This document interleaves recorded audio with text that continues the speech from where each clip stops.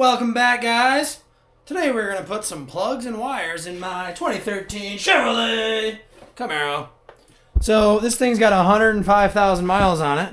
I was sitting around, it's been cold as all get out here in upstate New York, and I said to myself, I've never done plugs or wires in this thing, and she's got some miles on her. So we're going to do that, and the funny part about this is, I have essentially never done anything under the hood of this car. I've not had to fix anything. It's kind of incredible. I mean, I have barely had the hood open other than changing oil and that sort of thing.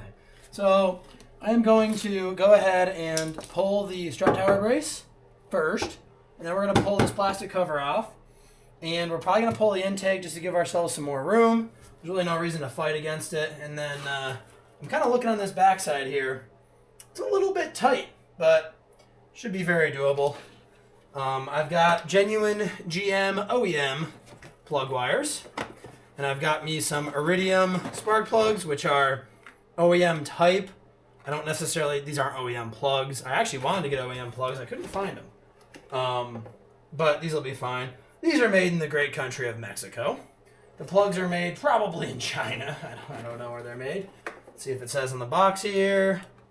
It does not seem to say. Made in China, baby. So, you know, they'll be fine though, I'm sure. But yeah. So we're going to go ahead and start stripping stuff down here. And yeah, just come along as I change my plugs and wires. Should be pretty simple. But I'm sure that because I just said that, something bad will happen. Oops. Alright, so first we are going to get the strut tower brace out of the way. You know, I actually probably don't really need to. Because if I can pop the cover off, it's not really going to be in my way. So we're going to actually change our course of direction here and just go for the plastic cover and see if we can start off with that. Oh, that is under the oil cup. Oil. Interesting. Gotta take the oil cap off, apparently. Okay. Pop this guy off. Well, that comes right off once you take the oil cap off. That's cool. Alright. Kind of mildly annoying that they put those under the oil cap, but whatever. Take that out. Let's immediately get our oil cap back on. Okay. This is the first time I've seen the top of this engine in like 7 or 8 years of ownership. Kind of fun. As I look further here, I don't even really know that taking the airbox off is going to do me a whole lot of good. So we're just going to start pulling plug wires and kind of go from there. Gingerly. And we'll try to save as many of these as we can for some spares. We'll keep a handful on hand. I'm going to actually pull this connector out just so it doesn't get broken. That's your coolant temp sensor, in case you were wondering. Ooh, these are always so freaking stuck, and they usually break off, and that's why you want to buy new plug wires. But we'll get all these off, and then we'll catch back up with you guys once we got all 8 off. But that's pretty much all we're going to do here. Just kind of keep moving on it. And if you didn't buy plug wires, just make sure that you pull by the base of the plug wire and not the actual wire itself, or you will be very angry when you then have to go buy plug wires. This would have been much more ergonomic if I was able to go on the other side of the car, but thankfully my girlfriend's a physical therapist, so we'll make do. So let's see what we got here. We did break one wire, as you saw in the time lapse. Not a big deal, that's why I buy new ones. Plus, you wind up yarning on these pretty good, so you really don't want to reuse them. But the other 7 are probably fine. We got to pull these metal shields off and put them on the new ones. But interestingly, so on this cylinder, I think this is cylinder 2. I think it's like 1, 2, 3, 4, 5, 6, 7, 8. So just kidding. No. 1, 2, 3, 4, 5, 6, 7, 8. That's what it is, I think. Doesn't matter. Whatever cylinder this is, driver's side, front. The plug is actually like maybe just a tiny bit wet. Interesting. I mean, I don't know the last time I started the car. It's been a while because we're in the dead of winter. All these other plugs look great. Even the electrodes look pretty good. There's a little bit of transfer onto the plug there. Onto the anode or cathode or whatever. But they're fine. You know, I expected them to be okay. But we want to replace them. So we'll keep a couple plugs as spares just for the hell of it. Pick the best couple, and we'll pick the best couple spark plug wires, and we'll call it good. Transferring over the little heat shields is as simple as pulling these out. The spring stays with it. I'm going to throw these in this box over here, and we just slide it back on. Pretty darn straightforward. But before we do that, actually, I want to put a little dielectric grease in here. Huge dielectric grease fan, but for spark plugs, it's definitely the right thing to do. And you really don't want to go crazy with it. Just put a little dab in each one of them. If you put too much in, it gets all over the place. It also attracts a little bit of dirt and stuff, so it's a bit of a mixed bag, but overall for spark plugs, it is definitely worth it. And we'll do the coil side as well. So we'll pick all these back up.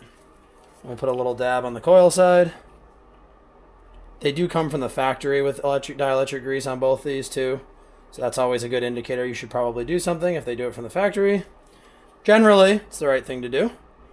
Obviously, sometimes they mess things up from the factory, but that's beside the point. Okay, so these are all good.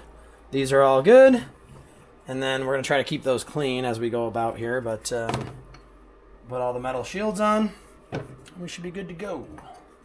Turns out it came with some dielectric grease. Didn't realize that, but that's okay. We'll save that and use that at some point. It's come pre-gapped at 40 thousandths, which means we're going to check because we don't trust anything.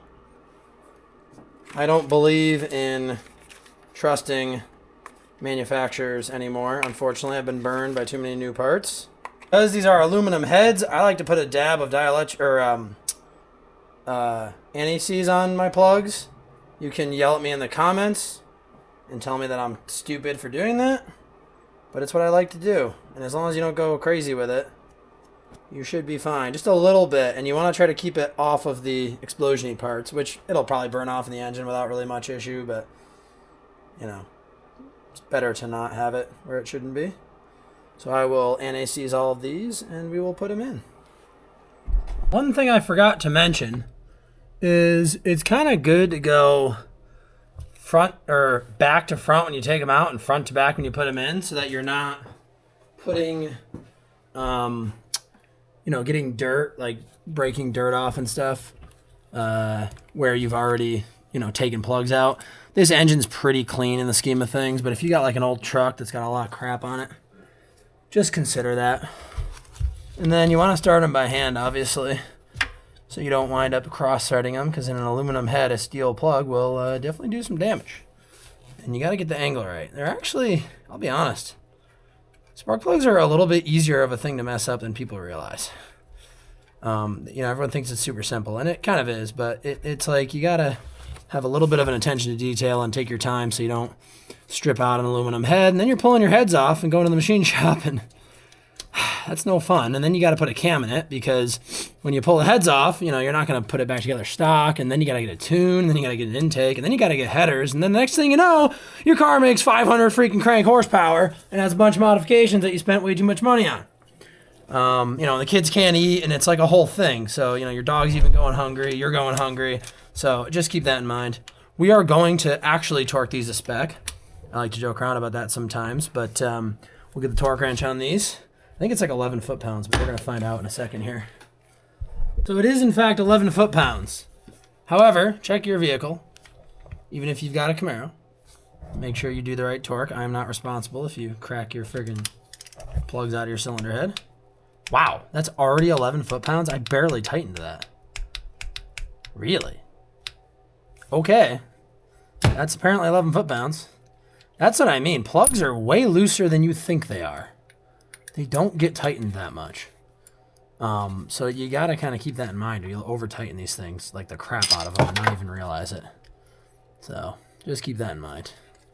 I'm going to go ahead and put you back on time-lapse and get all these done. One thing I want to add here is if you do tighten these by hand and wind up going to 20, 30, 40 foot-pounds, you're not going to rip the plug out of the head. You're really only going to rip the plug out of the head if you go to like 100 foot-pounds or something crazy. But when you go to take them out the next time, if it's another 100,000 miles from now, you may find that they're pretty stuck in there and you could have issues. Another thing people get wrong about doing spark plugs is it's not really just a quick 30-minute job. If you're going to do this right, you really got to take your time. It's going to take you an hour or two. Like, you shouldn't just be slamming these things back in. You want to be careful that you're not whacking the plug against everything as you get it down into its hole. And again, make sure the thread starts straight. So you really got to take your time.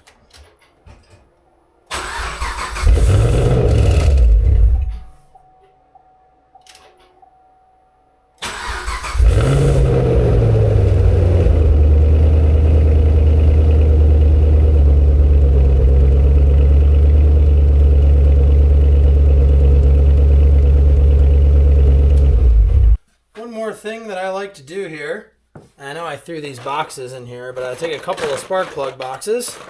I'll take a couple of the plug caps here. And I'll just kind of find my 2 best spark plugs, or really any 2 spark plugs, because these are only going to be used in an emergency situation. And these are all so similar that, like, I'm just going to pick a couple. And I'll put the cap on it, just because we got them, we might as well. And then we'll just kind of chuck them in there.